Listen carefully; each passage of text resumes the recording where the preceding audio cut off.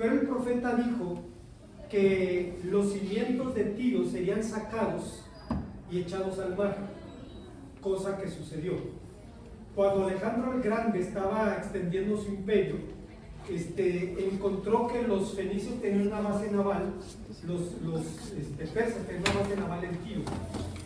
Entonces no podía avanzar al territorio persa con una base naval a las espaldas, tenía que eliminarla. Tomar Tiro de la tierra era muy fácil, la continental, pero la isla era otra historia. ¿Qué hizo Alejandro? Destruyó toda la ciudad y empezó a arrojar los escombros al mar para construir una calzada. Adelante, hermano Efraín, bienvenido. Para construir una calzada y llegar de esa manera a las murallas de Tiro y con máquinas de guerra finalmente tomarla. Lo hizo, destruyó la ciudad, echó los escombros al mar, y el profeta dijo que Tiro sería convertido en tendedero de redes. ¿Qué pasa? Cuando los pescadores hacen su trabajo, sacan las redes, tienen que remendarlas y tienen que dejar que se sequen en el sol para que no se pudran, y necesitan lugares donde extender sus redes. Bueno, los escombros de Tiro se convirtieron en el tendedero de redes del que habló el profeta. ¿Qué pasó? La palabra de Dios se cumplió en una fortaleza casi inexpugnable si no hubiera sido un reto para Alejandro. Alejandro era un genio para la guerra, era un hombre joven, murió de 30 y tantos años, pero tenía una inteligencia superior. O sea, era un hombre que para él los retos eran oportunidades, y lo solucionaba con una mente, tenía una mente de ingeniero. Estamos hablando con mi hermana Mari Carmen, no es coba, pero estamos hablando de que su esposo dice: mi esposo hizo 2 ingenierías simultáneas, se tituló de 2 ingenierías el mismo día. Le digo, es que se necesita un cerebro especial, o sea, los ingenieros tienen un cerebro diferente. No, sí, tiene un cerebro diferente. El ingeniero va por la solución, y entonces están programados para eso. El patrón no les pregunta ¿cómo te fue?, sino hasta que resolvieron el problema. Cuando lo resuelven, ¿cómo le hiciste? Yo platicaba una vez con el hermano Zamora y le decía: hermano, ¿usted resolvió algún problema de ingeniería dormido? Dice, sí. Dice, sí. Dice, un día tenía un problema, no le encontraba solución. Dice, y me dormí y soñé. Dice, la solución, y rápido, dice, la apunté en un papel. Dice, me volví a dormir y el otro día fui y allí estaba. Dicen que el que descubrió la estructura del ADN que está en espiral, lo soy yo. Dice, no le hallaba. Sabemos que los genes están allí, pero ¿cómo? No sabía, y soñó que estaba en una espiral. Y fue, y sí, pudo comprobar que era una espiral. Eso se debe al hecho de que el subconsciente no tiene barreras, el consciente sí.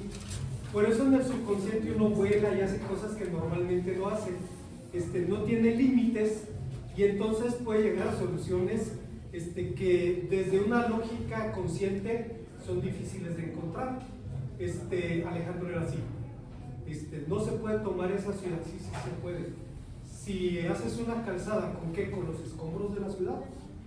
La molieron, hicieron adelante, hermano Sandy, hicieron la calzada y tomaron la ciudad y se cumplió la profecía.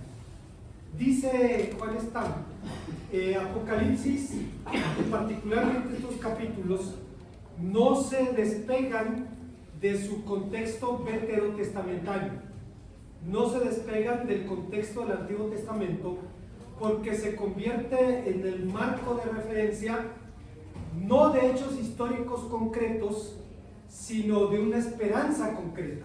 Sí, el hecho concreto es que Babilonia la Grande iba a caer, y los poderes terrenales van a caer.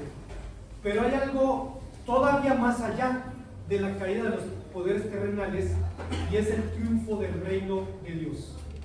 Por eso podemos recordar las palabras del himno de Martín Lutero, Él dice que el himno Castillo Fuerte era el Salmo 46, y si uno lo lee, sí, la letra del Salmo 46, cuando él estaba atribulado, le decía a Philippe Melanchthon, uno de sus colaboradores, vente Felipe, vamos a cantar el Salmo 46, y empezaron a cantar Castillo Fuerte es nuestro Dios. Entre otras cosas dice, nos pueden despojar de bienes, nombre, hogar, el cuerpo destruir, mas siempre ha de existir de Dios el reino eterno. ¿Qué sostenía Lutero? La convicción de que pasara lo que pasara, Dios iba a salir con la suya. Pasara lo que pasara, nadie podría detener su mano.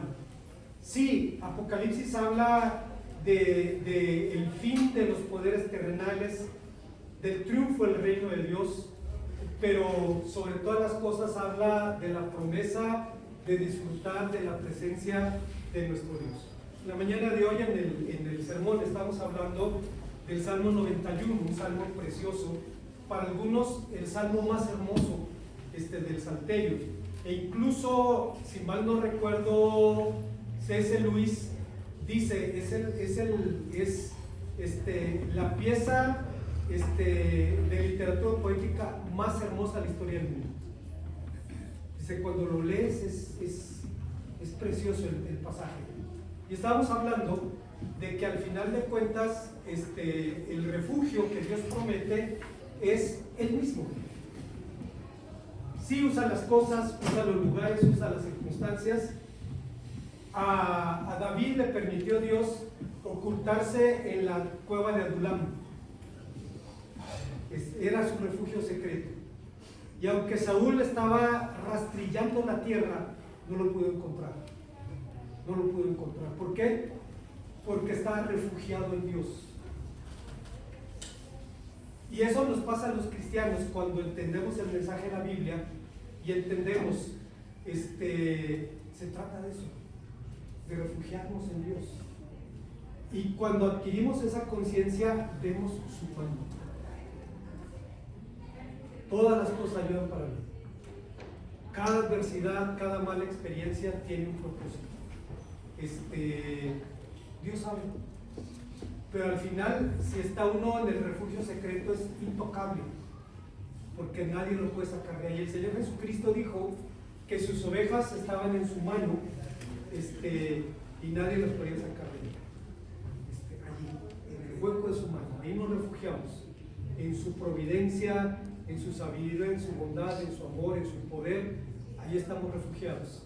Y entonces podemos descansar, hermanos, de la adversidad que nos atribula, y entendemos por qué R.C. Sproul decía, decía, un cristiano puede tener tribulación en la cabeza, pero paz en el corazón. ¿Será cierto, hermano Efraín?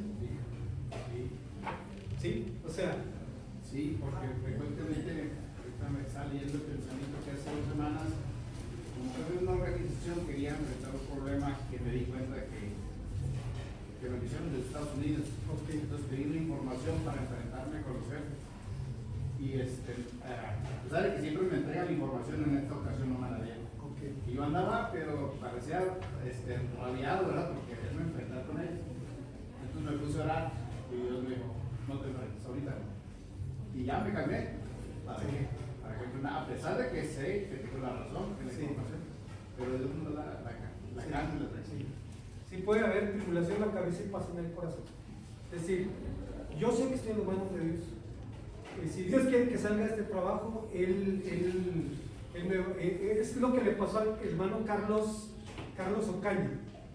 Él vino de Chihuahua a trabajar con una empresa que renta montacargas y todo eso. Y entonces, pues, tenía aquí como unos 3-4 años, le cambian de jefe y el jefe le dice, me caes gordo y te voy a correr. ¿Por qué? No, pues me caes gordo y te voy a correr. ¿Por qué? Pues porque yo digo. Y le dice hermano Carlos, mira, yo estoy aquí porque Dios me trajo. El otro se destornillaba de la risa. Y dice, si Dios quiere que me quede, me voy a quedar aunque tú no quieras. Y si Dios quiere que me vaya, me voy a ir aunque yo no quiera. Y le dice el jefe, vamos a ver. Dice, a los 8 días corrieron al jefe. Y dice el hermano, si Dios te quiere en un lugar, te va a tener ahí. Y si Dios te quiere en otro lugar, te va a llevar a un lugar mejor. ¿Mejor en qué sentido? No necesariamente en términos de pesos y centavos. Mejor de la manera que Dios sabe que va a ser para nuestra bendición, nuestro crecimiento, para que seamos bendecidos y para que seamos bendición. Sí, se puede tener tribulación en la cabeza, pero paz en el corazón. Cuando uno sabe, no, yo sé en manos de quién estoy. Y cuando uno ve el resultado de la obediencia, de la docilidad, uno puede descansar en él y decir, Señor, gracias porque eres como eres y porque estoy en tus manos. Y nos recuerda, hermanos, una vez más, dónde está nuestra seguridad. Bueno, dice el texto que esta porción de Apocalipsis una y otra vez alude al Antiguo Testamento, porque alude a la seguridad de la promesa divina. Dice, es significativo que para este oráculo contra Roma, Juan haya escogido específicamente la profecía de Ezequiel contra Tiro, sobre otras contra Babilonia, que figuran en el capítulo anterior. Tiro no se destaca por ser una superpotencia política como Babilonia, sino una potencia económica, princesa de los puertos, mercado de innumerables pueblos costeros. Eso mismo confirma el énfasis del Apocalipsis 18, que se centra en lo económico. Dice Juan Stam, interesante que aunque se usa el nombre Babilonia para aludir a Roma, también se usa el nombre de Tiro, o la figura de Tiro, para aludir a ella por su poder económico. Los poderes, hermanos, mundiales pueden mantenerse mientras puedan seguir saqueando a otros pueblos, sus recursos, su gente, mientras puedan hacerlo. El Imperio Romano colapsó cuando perdió la capacidad de absorber migrantes, porque ahora los bárbaros eran mayoría en todas las esferas de la sociedad. En el ejército la mayoría eran bárbaros, porque los ciudadanos romanos estaban viviendo el sueño romano, no querían arriesgar su vida en la guerra, como había ocurrido en el tiempo de la República, donde el ejército romano lo formaban voluntarios. Ahora eran soldados asalariados, extranjeros, que ganaban posiciones en el ejército y que podían influir poderosamente en la vida romana. ¿Qué hace el Imperio Romano? Entra en la misma etapa en la que entró los Estados Unidos. Necesitamos deshacernos de extranjeros. Ya es un signo de colapso. Es decir, cuando ya no puedas seguir recibiendo fuerza de trabajo, te vas a colapsar. La población de Estados Unidos se rejuveneció por la migración de millones de mexicanos. El promedio ahora debería estar en unos 50, 60 años como promedio de la población. Como la gente que va es gente joven, se rejuvenece la población. Y dice Richard Wolff, un analista muy erudito, dice, recibir migrantes es recibir un regalo por el que no pagaste nada. Dice, esos niños tuvieron que ser alimentados, curados, criados, enseñados, y tú no invertiste una moneda en eso. Dice, llegan como fuerza de trabajo, jóvenes, dispuestos a invertir su vida en el trabajo. No te costaron nada, no inviertes un centavo. Muchos de ellos educados, profesionistas. Hermanos, se estima que en 10 años un migrante mexicano alcanza más o menos el promedio de vida del resto de la población en 10 años. Van a matarse. O sea, los gringos pueden decir lo que quieran de nosotros, que estamos feos, que somos violadores, narcotraficantes, lo que sea, pero no que los mexicanos son flojos. Eso no. Es gente que se mata para trabajar, se mata para trabajar. y en 10 años más o menos alcanzan el promedio del estilo de vida. Claro, hay gente mucho más arriba, pero el estándar, debido a su trabajo. Cuando los países pierden la capacidad de seguir recibiendo mano de obra calificada y gratuita, empieza el país a implosionar. Y es lo que pasó con Roma a la larga. Llegó un momento en el que empezó a verse amenazada por los bárbaros, su fuerza de trabajo, y simplemente el imperio implosionó económicamente. A mí me sorprende, hermanos, si no creyera en el Espíritu Santo, tendría que haberme forzado a creer en él. Porque usted dice, oye, Juan ve los aspectos políticos del imperio mundial, pero ve también los aspectos económicos, que no es lo mismo. En alguna ocasión platicaba con mi hermano Walter y le decía, Bruce Kyle, un psicólogo educativo que vivía aquí en Querétaro, decía que México, y había dicho esto un autor norteamericano, es una araña con 8 patas, dice que son, a ver si me acuerdo, las Fuerzas Armadas, los partidos políticos, el crimen organizado, los sindicatos, son 8 el sistema financiero, son 8 entidades, dice, que constituyen el país. Y la araña se mueve en una telaraña que tiene varios hilos, corrupción, etc. Y la verdad, cuando me dijo eso Bruce, me sentí ofendido. Y le dije, pues tu país está igual. Dice, sí, claro. Claro que sí. Dice, no te estoy diciendo porque crea que somos mejores. Esa araña también vive allá y se mueve sobre los mismos hilos. En Estados Unidos, aunque la justicia funciona un poco mejor que acá, no funciona igual para los ricos que para los pobres. Se le puede acusar a usted de pedófilo y usted puede hacer que los archivos los estén cambiando de lugar, los rayoneen para que no lo puedan tocar. Y uno dice, hombre, pero si es tan claro, no, pues es que la justicia no es igual para el rico que para el pobre, no es igual para el poderoso, porque no se trata del poderoso, se trata de sus redes. O sea, cae él y caen todos sus socios, lo cual no es nada bueno para la gente que está en esa situación. Esto es lo que pasó con Roma, implosionó. Si no creyera en el Espíritu Santo, ahora lo creería, porque me asombra que un hombre sin formación en sociología, en economía, en política, pueda ver el panorama completo. Ahí está el Espíritu Santo, guiando a su siervo a ver las cosas que si no las vemos así, vemos un libro de terror.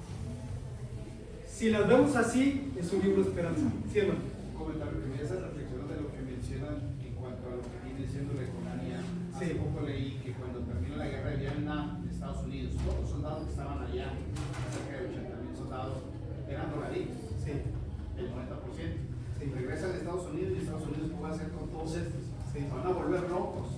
Impactan la CIA con Caro Quintero para desarrollar el rancho que está en Cuba, en Chihuahua, para poder sembrar toda la droga que tienen que mandársela a ellos para poderlos calmar. Entonces todo es negociable con eso. Hermanos, esto que dice el hermano es cierto. No, país de narcotraficantes. ¿Quién metió a México al narcotráfico? Los gringos. Los gringos dijeron, no podemos cultivar ni amapola ni marihuana en Estados Unidos, pero si la cultivas por mí, para mis chicos desde Corea, Vietnam, te lo voy a agradecer. Y crearon el problema. ¿Quién arma a los cárteles? La CIA. ¿Quién mató a Kiki Camarena? La CIA. ¿Por qué? Porque él descubrió que los cárteles mexicanos están recibiendo cocaína de Colombia para financiar a los contras. Entonces le sacaron todo. O sea, hermanos, una cosa terrible. Lo torturaban y cuando estaba a punto de colapsar, le metían adrenalina, lo mantenían vivo porque querían sacarle todo lo que supieran. Cuando ya lo exprimieron, lo mataron, y fue la CIA. Claro, es conveniente decir fue carpintero, ¿no?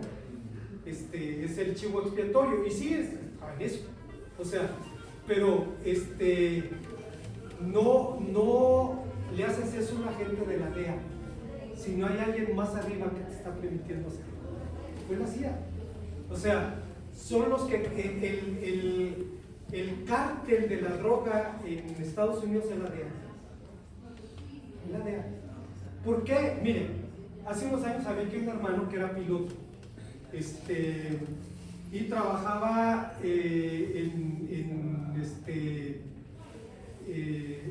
la policía, y decía, cada vuelo en que hay una avioneta o un avión para controlar el tráfico aéreo de Sudamérica, dice, hay un piloto norteamericano y un piloto mexicano.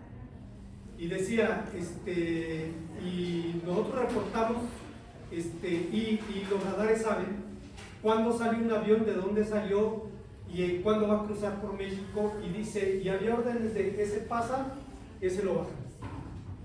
Y dice, mandaban un avión y le decían, ¿te bajas o te bajamos? Y ya, pues el avión bajaba y el piloto corría y ya dejaba la carga. Entre paréntesis, hay una historia en mi tierra. En mi tierra hay un pueblo que está entre Saltillo y Torreón que se llama Paila. Está en medio del desierto, donde el aire se regresa. Y el hermano Armando García, un coronel que ya está retirado, estaba en ese tiempo en el 16 de Caballería que está en Torreón. Y le reportaron que había una avioneta que se había caído en Paila. Y entonces mandan al ejército, llegan a Paila y encuentran que está cargado de cocaína. Dicen, los aviones que traen cocaína, si cargan 500 kilos, traen 500 kilos, no traen 400, traen 500, viene la carga completa. Se empiezan a ver y falta un bulto. Aquí falta un bulto. No, que así estaba, no, agarraron al que les dijo, 2 cachetadas, y no, pues que fulano fue el que lo vio primero. Y finalmente llegan al que descubrió el avión. Dice, ¿dónde está? Hasta en el campo del Ejido. Dice, trae un bote chilero con un palo, un bote con agujeros, rayando el campo de fútbol con cocaína. Dice, pues pensaba que era cal. Y dice el hermano Armando, valía más que el Azteca ese campo. Dice, pues ¿qué sabía el tipo? Pensó que era un costal de cal, pues no va a hacer mucha diferencia robarme un costal. Dice, andaba rayando el campo con cocaína. Dice, pues ya le dieron sus 3 guajolotazos y le quitaron la cocaína. Se acabó. Ni por qué lo encierran. Son los que manejan eso. Es cierto eso. O sea, otro comentario. sí. La mejor manera de ocultar la verdad es mostrarla. Cuando nace la DEA, Sí. dice Administración de Control de Drogas. Sí. Entonces ellos administran y controlan la droga en Estados Unidos, y así se llama la DEA. Sí, así se llama. Bueno, en concreto estamos viendo la situación de cómo el autor de Apocalipsis ve el poder político, el poder económico, con una claridad, hermanos, que nos permite de entrar nada más a ver, el que escribió esto sabía de qué estaba hablando. Sabía de qué estaba hablando. Estaba hablando de cómo funciona el mundo, el sistema del mundo, y cómo este sistema del mundo va en rumbo de colisión del reino de Dios, con un resultado predecible a la luz de la palabra de Dios. Ahora sí que es la crónica de una muerte anunciada. Al final, el reino de Dios va a prevalecer y Dios va a cumplir sus designios eternos. Preguntas o comentarios hasta aquí. Hermano Gus. Todavía podemos interpretar que la Iglesia Católica Romana es Babilonia, Es una buena pregunta, porque históricamente hablando los intérpretes evangélicos vieron a la Iglesia Católica como Babilonia la Grande y al Papa como el Anticristo. Yo creo que lo es o lo sería en el sentido de que integra una parte del mosaico político y religioso. porque no debemos olvidar que además de ser un poder religioso, también es un poder político. Y esa dualidad ha sido muy conveniente. Cuando alguien acusa al Papa de algo y dice no lo puedes tocar porque es una figura política. Bueno, tocaron a Maduro y era una figura política. O sea, pero cuando conviene es un poder político, es un jefe de Estado. Cuando no conviene es un jefe espiritual. Pero sí, la Iglesia Católica junto con cualquier otro grupo que forme parte de este mosaico de poder sociopolítico y religioso. Y hermanos, hay grupos religiosos que están al servicio de los sistemas. Están al servicio de los sistemas. Yo me acuerdo cuando Trump andaba en campaña la primera vez, fue a la iglesia de Guillermo Maldonado, un predicador hondureño de Miami. Para Guillermo Maldonado era la gran cosa retratarse junto a Trump, y para Trump pues era un baño de pueblo, ¿no? Dicen que para los políticos la religión es como un postre bajo en calorías, te ayuda con la imagen y te quita los problemas de conciencia, y es cierto, a final de cuentas cuando los políticos están en campaña, si es católico va a misa y si es protestante va o nominalmente protestante, pues va a una iglesia y hasta carga su Biblia, ¿no? O sea, el sistema del mundo puede integrar también a los grupos religiosos. También formar parte y pagar derecho de piso, legitimando al poder. ¿Qué pasó cuando el Imperio Romano de Occidente colapsó? Los francos estaban invadiendo Italia y entonces el Papa negocia con ellos a espaldas del emperador de Constantinopla, y ahora sí, como dicen los rusos, Rukar Rukumoyet, una mano la otra mano. Yo te legitimo como rey sobre Italia y tú me legitimas como señor de los estados pontificios. Y le presenta el Papa a Constantino las donaciones que Constantino había hecho a la iglesia. Nos dio estos territorios y de pronto los francos se legitiman, él corona a Carlomagno, y Roma quiere poder terrenal. En tiempos de Lutero, cuando él visitó la primera vez la ciudad de Roma, dice que iba entrando a Roma y les ordenaron a todos los que estaban en la calle que se arrodillaran, y dice, y pasó un ejército y el Papa en armadura al frente de su ejército. Era un Papa guerrero, o sea, peleaban por tierra, era un poder terrenal. O sea, tanto funcionó el amaciato de la iglesia con el Estado que tenía poder terrenal. Vaya, y esto fue un acto de adulterio espiritual, porque la iglesia ya está casada, ya tiene marido. Todavía no consume el matrimonio, pero tiene marido, pero se casó con otro. Y ahí es donde sí los grupos religiosos pueden formar parte del poder mundial. De hecho, hermanos, se invita a los grupos religiosos a participar en sus agendas, con la idea de ustedes tienen que legitimarnos. Y ahora por eso hay iglesias LGTB que se iglesia. Cuando fuimos la primera vez a Kentucky, le dice un diácono a Jorge, dice, te voy a llevar a una iglesia para que la conozcas. Ya lo llevó, y dice, un templo precioso. Dice, tenía la bandera de la arcoíris allá afuera. Y decía en inglés, aquí todos son bienvenidos, y cuando decimos todos, hablamos de todos. Dice, esta es una iglesia así, en el cinturón de la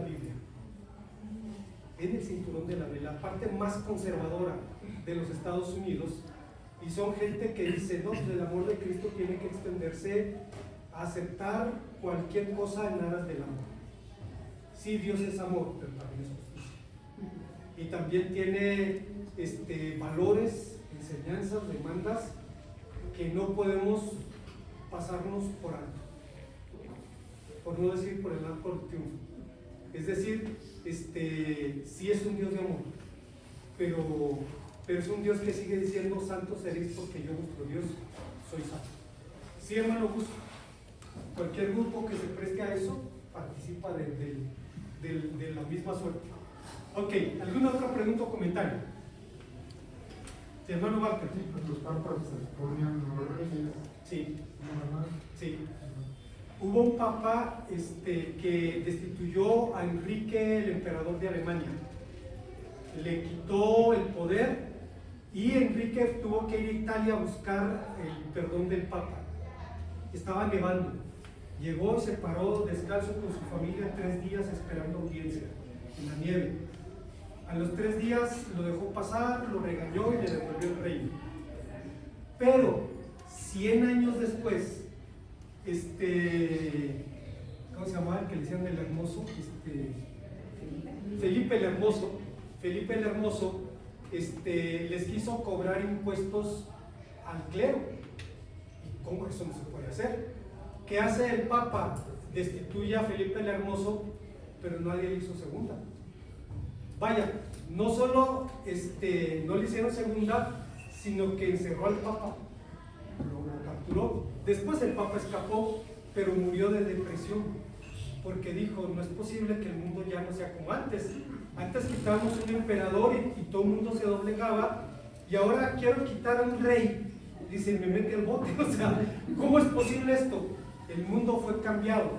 Tal vez, hermanos, para la mayoría de nosotros, cuando estudiábamos allá en la primaria y en la secundaria, el origen de los estados nacionales era una asignatura aburrida. Cómo surgió Alemania, cómo surgió España, cómo surgió Italia. Pero en la medida en que los estados nacionales adquirieron identidad, empezaron a acotar el poder de la iglesia. Ya la iglesia ya no podía mandar, como dice mi hermano Walter, mandaban. En México lo hicieron. En el siglo XIX, cuando reformó la Constitución, lo amenazaron con excomunión y regresó a la Constitución como estaba. ¿Por qué? Porque temía, si me, me excomulgan, me voy al infierno. Así de sencillo. O sea, era un poder real que ejercía. Entonces, me sorprende la clarividencia del autor sagrado, entendiendo, pues es que hay alguien que está detrás de él, y es el Espíritu Santo. Y si es el Espíritu Santo, tan correcta como su visión, son sus conclusiones, que son el motivo de nuestra esperanza. ¿Ok? Vamos adelante. Dice el texto, ya vamos a terminar.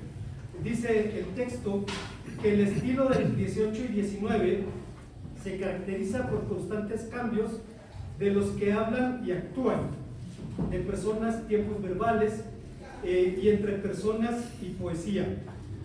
Perdón, y entre prosa y poesía. ¿Qué página está? Es página 84. Ok, es cierto que en español a veces tenemos el problema de que hay detalles gramaticales que no se ven por la traducción, pero cuando alguien conoce la lengua, como Juan Stamp, puede ver el ritmo que lleva el autor, usando tiempos verbales, usando figuras y alternando la prosa con la poesía. Le da un encanto al libro de Apocalipsis. Les comentaba de Manolo Sánchez, un hermano que es profesor del Ibero y profesor del seminario Lomas Verdes, doctor en letras, y él escribió su tesis doctoral sobre el Apocalipsis de la Divina Comedia. Y cuando me dijo eso, yo abrí los ojos y dice, sí, ahí está. ¿De veras? Sí, ahí está. Pues me puse a leerla. Aquí está. La Divina Comedia sigue impactando porque usa figuras bíblicas, porque alude a la palabra de Dios para representar los contenidos de su mensaje. Y aquí hay un ritmo en el que se alternan tiempos diálogos, poesía, prosa, hablando a final de cuentas de la caída de Babilonia, lo cual es, hermanos, motivo de consuelo y esperanza para nosotros. A final de cuentas, Dios va a cumplir sus designios eternos y va a llevar al mundo al fin que a Él le glorifica. Así es que podemos refugiarnos en el hueco humano, resistiendo la tentación, hermanos, del desánimo, porque debo confesar otra vez, me pasa lo que le pasaba a Bruce. Decía Bruce, tuve que dejar de leer el periódico y ver internet para leer mi Biblia. Dice, y después de leerla y recordar en manos de quién estoy, dice, tengo seguridad frente al futuro. Dice, internet y el periódico me quitan la paz. No sé si la pasa a usted, ve que los fondos de retiro están todos invertidos en bonos del tesoro que pronto van a valer menos, del tesoro de Estados Unidos, menos que el papel en que se imprime. ¿Qué va a pasar con los? Y hermanos, empieza uno a escalar hasta que se acuerda, no, estamos en hermanos. Hermano. Me queda un comentario de lo que mencionó ahorita respecto a que este maestro de la que es doctor, desgraciadamente ahorita los doctorados son muy subjetivos. Sí. Una presidenta que es doctora y que yo le diría, yo estudié en la universidad, pero ¿dónde estudiaste tú para ser doctor? Por las cosas que refleja. Y eso me vino en las palabras de un sensei japonés que me decía, tus hechos no me dejan escuchar tus palabras. Sí. No, hoy día hasta en el pastorado se presumen doctorados. El doctor fulano de tal, eso es su doctorado. No estoy en el seminario y es doctor. Yo apenas ando de ayudante de yerbero, no llevo a doctor, y digo, pero usted no necesita el seminario, ¿de dónde sacó el doctorado? Pues hay universidades que si usted les paga, le dan el título. Le dan el título, así, sin ningún problema. Un título para ti. Miren, hace tiempo, termino con esto, saludé a una amiga de muchos años, que es doctora en agronomía, una vaca sagrada, ya se retiró. Y le digo, doctora, y me dice, no me digas doctora. Le digo, no, yo a los doctores les digo doctor porque su trabajo les costó. O sea, no cualquiera sacó un doctorado, o sea, su trabajo le costó. Así es que es una señal de respeto.